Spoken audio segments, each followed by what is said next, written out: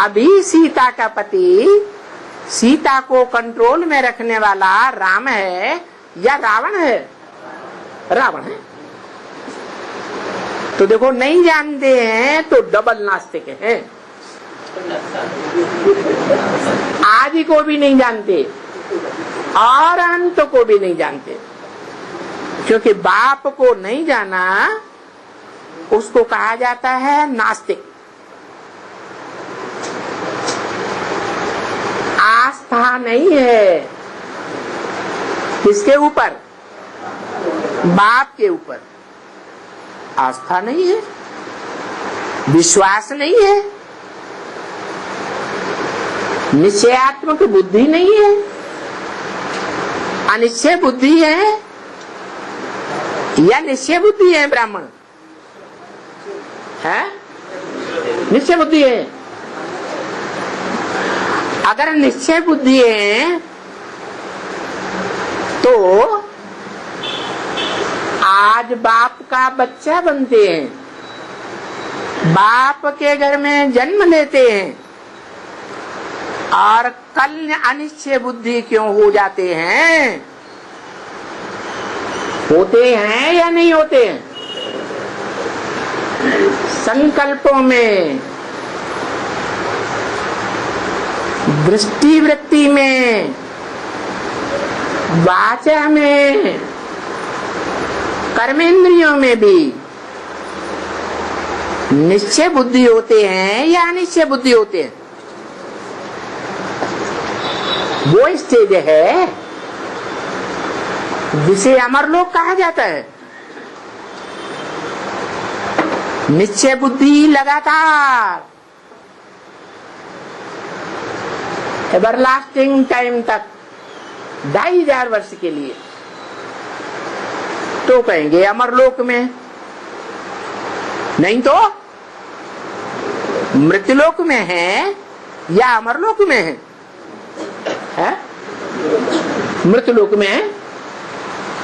तो जब मृत्युलोक में है तो राम वाली आत्मा भी मृत्युलोक में हुई या अमरलोक में हुई है?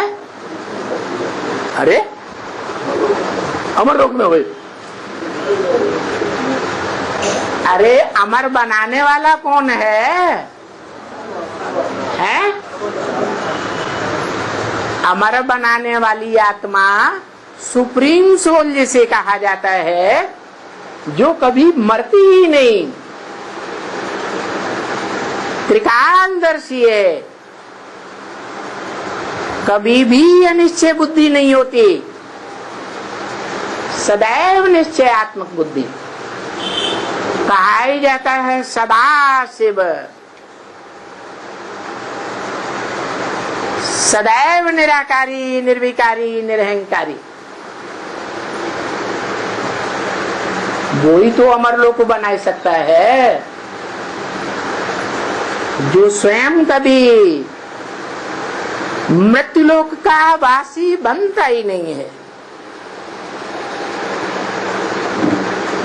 लोग समझ लेते हैं उस साकार व्यक्तित्व को,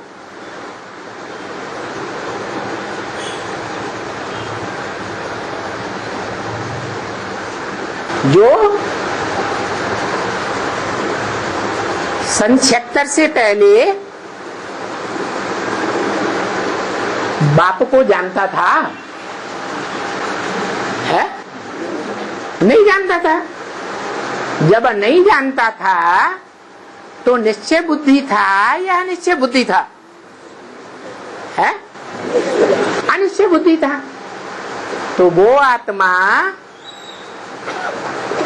स्वर्ग स्थापन नहीं कर सकती,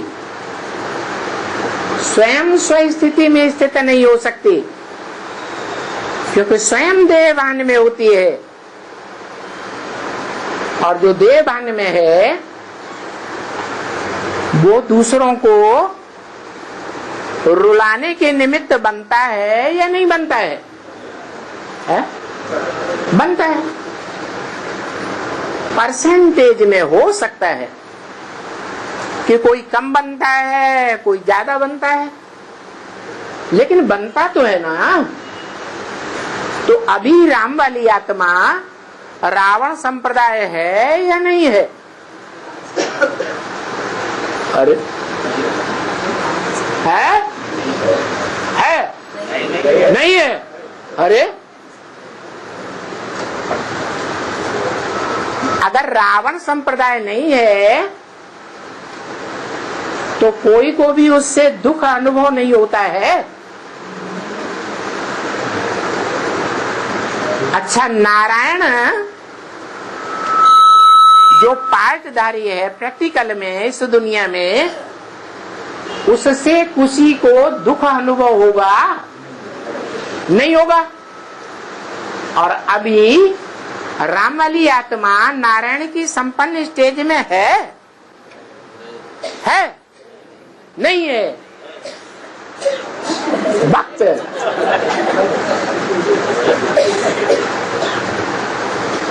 इसलिए बाबा ने कहा और कवियों ने भी कहा, एक मुरली में कहा, कोई मम्मा के मुरीद, कोई बाबा के मुरीद,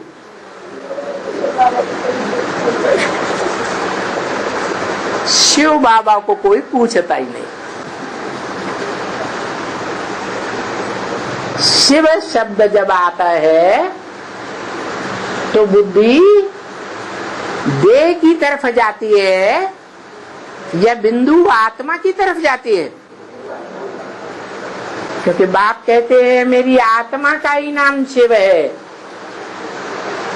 और जो भी जन्म मरण के चक्र में आने वाली आत्माएं हैं उनकी आत्मा का नाम नहीं होता है, उनका नाम शरीर के ऊपर होता है। तो राम वाली आत्मा का नाम रखा गया है राम, या शरीर का नाम रखा गया है राम? है शरीर का नाम राम रखा गया। वो भी भक्ति मार्ग में त्रेता युग में समझ लिया, लेकिन वास्तव में बाबा कहते हैं वो त्रेता वाला राम नहीं। कौन सा राम है? संगम युग में जो राम संपन्न स्टेज को पाता है, त्रेता वाला राम, उसको कहते हैं राम। जो झाड़ के चित्र के ऊपर बैठाया गया है, सभी आत्माओं को आकर्षित कर रहा है, खींच रहा है बाप के घर की ओर। 500-700 करोड़ मनुष्य आत्मा, चाहे वो नास्तिक वर्ग की ही क्यों न हो, वो आत्माओं को भी खिंचावट होती है अंत में बाप के स्वरूप की ओर। तो उस समय के लिए वो राम है या अभिराम है? अभिराम है। अरे अभी जो योगी हैं वो उस एक की ही याद में रमण करते हैं या अन्य देहधारियों को भी याद करते हैं? और बाबा ने तो कहा है कि जब शिवरात्रि होती है तब क्या होता है? बाप की प्रत्यक्षता की निशानी बताई। क्या? जो देखे उसकी बुद्धि में सदा काल के लिए बैठ जाए कि मेरा बाप आ गया। जो कानों से 2 शब्द भी सुने उसकी बुद्धि में सदा काल के लिए बैठ जाए कि मेरा बाप आ गया। अनिश्चय बुद्धि रूपी मृत्यु का नाम निशान न रहे, उसको कहेंगे अमरनाथ का बच्चा, अमरलोक का वासी। क्योंकि बाप है अमरनाथ। तो अमर माने न मरने वाले देवताओं की दुनिया ही रचेगा। मरते कौन है? देवहन वाले मरते हैं या आत्माभिमानी मरते हैं? देवहन वाले मरते हैं। अपनी इच्छा से शरीर नहीं छोड़ते हैं, जबरियन शरीर छोड़ना पड़ता है। और देवताएं स्वेच्छा से शरीर छोड़ते हैं, तो उनको मरना नहीं कहा जाएगा।